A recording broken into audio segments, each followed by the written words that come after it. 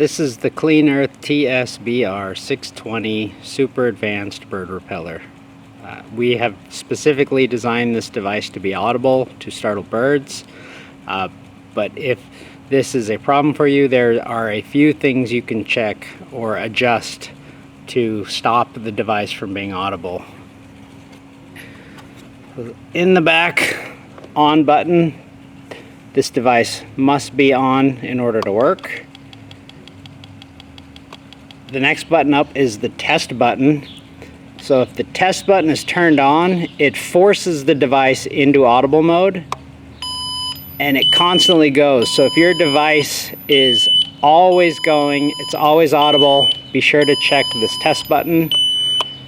The next thing you can do is, starting at the top, the strobe light and the sound ultrasound, those should be in sensor mode. That way the device will only go if it's triggered.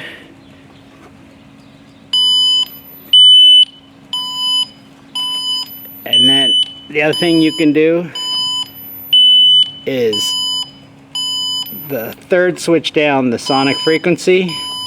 If you start sliding that about halfway to 3/4, the device will go into the ultrasonic, and you won't hear the beeping anymore. You will only hear a clicking noise.